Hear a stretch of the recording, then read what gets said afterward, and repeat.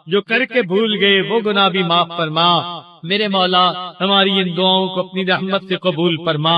اللہ ہمیں برے دن سے محفوظ فرما، بری رات سے محفوظ فرما، برے کاموں سے محفوظ فرما، برے انجام سے محفوظ فرما، ہدایت ملنے کے بعد گمراہی سے محفوظ فرما، عزتیں ملنے کے بعد ذلت سے محفوظ فرما، اپنے قرب کے بعد دوری سے محفوظ فرما۔ اللہ علم حاصل ہونے کے بعد جہالت کے کاموں سے محفوظ فرما۔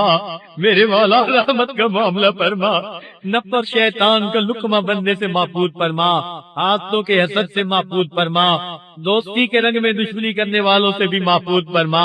اللہ اپنی رحمتوں کی ٹھنڈی چھاؤں نصیب فرما۔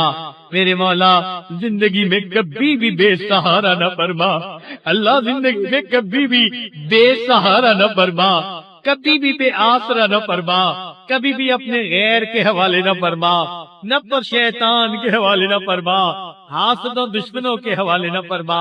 ہمیشہ اپنی پشت پناہی نصیب فرما، عزتوں کی روزی نصیب فرما، عزتوں کی زندگی نصیب فرما۔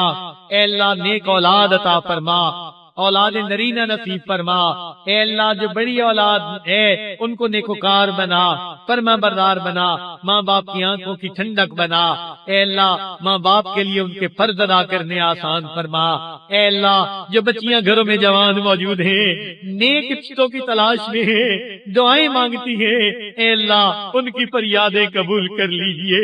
میرے مولا ان کے گرم آنسوؤں کا واسطہ، ان کی ٹھنڈی آنکھوں کا واسطہ میرے مولا قبول کر لیجئے۔ اے اللہ اس مجمع میں کتنے غم زدہ لوگ ہیں، ٹوٹے دل والے لوگ ہیں، میرے مولا ان ٹوٹے دلوں کے دل کے ٹوٹنے کا واسطہ میرے مولا رحمت فرما دیجیے، کرم فرما دیجیے۔ اللہ مرادیں عطا کر دیجیے، جولیاں بھر دیجیے، گناہوں کو معاف کر دیجیے، اپنے پسندیدہ بندوں میں شامل فرما لیجیے، اپنے مقبول بندوں بدیوں میں شامل کر لیجیے۔ اللہ اپنی رحمت کا معاملہ فرما لیجیے۔ اے اللہ ہماری ان دعاؤں کو قبول کیجیے، ہمیں ریاکاری سے بچا لیجیے۔ اے اللہ ہمیں نیک اعمال اخلاص کے ساتھ سنت کے مطابق کرنے کی توفیق عطا فرمائیے۔ اللہ میں شرک سے بچا لیجیے، بدعت سے بچا لیجیے، رسومات سے بچا لیجیے، اپنی رحمتوں کا معاملہ عطا فرمائیے۔ اے اللہ ہمارے ظاہر کو اپنے پیارے محبوب صلی اللہ علیہ وسلم کی سنتوں سے سجا دیجیے، ہمارے باطن کو اپنی معرفت سے منور فرما دیجیے۔ اے اللہ ہم سب کے سب یہاں آپ کی محبت حاصل کرنے کے لیے آپ کی تلاش میں اکٹھے ہوئے ہیں۔ میرے مولا اس سفر کو قبول کر لیجئے، ان محفلوں کو قبول کر لیجئے۔ میرے مولا رحمت کا معاملہ فرمائیے۔ اے اللہ ایک مرتبہ ہمیں محبت کی نظر سے دیکھ لیجئے، اللہ ایک مرتبہ محبت کی نظر سے دیکھ لیجئے۔ میرے مولا ایک مرتبہ محبت کی نظر سے دیکھ لیجئے، اللہ ایک مرتبہ محبت کی نظر سے دیکھ لیجئے۔ اے کریم آقا، اے رحیم آقا، اے حنان، اے منان، ایک مرتبہ محبت کی نظر سے دیکھ لیجئے۔ اللہ تیری ایک نگاہ کی بات ہے، میری زندگی کا سوال ہے، رحمت کی نظر ڈال دیجئے، ہماری بگڑی بنا دیجئے، اٹکے کاموں کا ہونا آسان فرما دیجئے، الجھے کاموں کو سلجھا دیجئے۔ اے اللہ ہمیں گناہوں کی ذلت سے بچا لیجئے، طاعات کی عزت عطا فرما دیجئے، حقوق اللہ میں جو ہم سے کوتاہیاں ہوئی معاف فرما دیجئے، جو حقوق العباد میں کوتاہیاں ہوئی اے اللہ ہمیں ان سے معافی مانگنے کی توفیق عطا فرمائیے، اور قیامت کے دن ان حق والوں کو اتنا عطا کر دیجئے، ان کو راضی فرما دیجئے، اور ہمیں اس بوجھ سے سبکدوش فرما دیجئے۔ اللہ کرم کا فاصلہ فرما دیجئے، ہماری ان دعاؤں کو قبول فرمائیے۔ اے اللہ اس مجمع میں چھوٹے چھوٹے معصوم بچے بھی ہاتھ اٹھائے بیٹھے ہیں، اے مالک ہم آپ کو ان کے ہاتھوں کی معصومیت کا واسطہ دیتے ہیں۔ اللہ ان معصوموں کے ہاتھ خالی نہ لوٹانا، اور ان کی برکت سے ہم گناہگاروں کے گناہوں کو بھی معاف فرما دینا۔ اے مولا اس محفل میں کتنے سفید بالوں والے ہیں، آپ نے فرمایا مجھے سفید بالوں سے حیا آتی ہے، میرے مولا ہم آپ کے بندے دیہیا بنے پھرے، ہم نے سفید بالوں کا لحاظ نہ رکھا، مگر آپ اے اللہ مہربانی فرما دیجئے، ہمارے بالوں کا لحاظ کر لیجئے، ہماری دعائیں قبول کر لیجئے، رحمت کا معاملہ فرمائیے، نافرمان بچوں کو فرما بردار بنا دیجئے، اے اللہ بدکار بچوں کو نیکوکار بنا دیجئے، رحمت کا معاملہ فرمائیے، اے اللہ کرم کے فیصلے فرمائیے۔ اللہ بچہ پریشان ہوتا ہے، ماں باپ کی طرف دوڑتا ہے، بندہ پریشان ہوتا ہے، پروردگار کی طرف لوٹتا ہے۔ اے بے کسوں کے دستگیر، اے ٹوٹے دلوں کو تسلی دینے والے، اے خالی جولیوں کو بھر دینے والے، اے گناہگاروں کے گناہوں پہ رحمت کی چادر ڈال دینے والے، اللہ ہمارے گناہوں پہ رحمت کی چادر عطا فرمائیے۔ اے اللہ جب ماں اپنے بچے کو نجاتت میں لکھنا دیکھتی ہے، وہ بچے سے اے اللہ خفا نہیں ہوتی، پھینک نہیں دیتی، چھوڑ نہیں دیتی، سمجھتی ہے یہ نادان ہے، مگر دیکھ تو پھر آئی ہے، اللہ وہ بچے کو دھو لیتی ہے، سینے سے لگا لیتی ہے۔ اے رب کریم ہم بھی گناہوں کی نجاتت میں لٹڑے ہوئے ہیں، آنکھیں ناپاک ہیں، زبان ناپاک ہے، کان ناپاک ہیں، ہاتھ ناپاک ہیں، دل دماغ ناپاک ہے۔ اے اللہ ان ناپاک اعضاء کو پاک کر دیجئے، رحمت کی ایک نظر ڈال کے دھو دیجئے اور ہمیں اپنی رحمت کی چادر میں چھپا لیجئے۔ اللہ ہمارا حال یوسف علیہ السلام کے بھائیوں والا، غلہ پورا مانگتے تھے مگر قیمت پوری نہیں تھی، ہم بھی اجر پورا مانگتے ہیں مگر مزدوری تو ہم نے پوری نہیں کی۔ میرے مولا یوسف علیہ السلام نے بھائیوں کو معاف کر دیا تھا، آپ یوسف علیہ السلام سے زیادہ کریم ہیں، آپ اپنے بندوں کو معاف کر دیجئے، اپنے بندوں کو عطا فرما دیجئے۔ اے اللہ آپ نے قرآن مجید میں فرمایا وَأَمَّا السَّائِلَ فَلَا تَنْهَرْ، سوالی کو انکار نہ کرو، جب ہم کمزوروں کو حکم ہے ہم سوالی کو انکار نہ کریں۔ اے مولا ہم تو آپ کے در کے سوالی ہیں، اے اللہ آپ بھی انکار نہ فرمائیے، اے مولا انکار نہ فرمائیے، اے کریم آقا انکار نہ فرمائیے۔ اے اللہ ہم اس بات پہ ایمان رکھتے ہیں جو آپ کے در سے خالی اٹھتا ہے وہی بدبخت ہوتا ہے، وہی شقی ہوتا ہے، اس کو کسی در سے کچھ نہیں ملتا۔ اے اللہ ہمیں بدبخت بننے سے بچا لیجئے، اپنے در سے عطا فرما دیجئے، جھولیاں بھر دیجئے، رحمت کا معاملہ کر دیجئے۔ اے اللہ ہماری ان دعاؤں کو قبول فرما لیجئے، امت مسلمہ کو عزت رفتہ عطا فرمائیے، ہمارے تینوں حرم کی حفاظت فرمائیے، مدارس عربیہ کی حفاظت فرمائیے، دعوت و تبلیغ کے کام کی حفاظت فرمائیے، جہاں اللہ لوتی ہے ان خانقاہوں کی حفاظت فرمائیے، اقامت دین کی کوششوں کی حفاظت فرمائیے۔ اے اللہ پوری دنیا میں جہاں بھی مسلمان پریشان ہیں سب کی پریشانیوں کو دور فرما دیجئے۔ اللہ ہمارے اس ملک کی حفاظت فرمائیے، اے اللہ اس کو دین کا قلعہ بنا دیجئے، ہمیں آزادی کی قدر کرنے کی توفیق عطا فرمائیے، جو اس ملک کے دشمن ہیں اللہ ان کو ہدایت عطا فرما دیجئے۔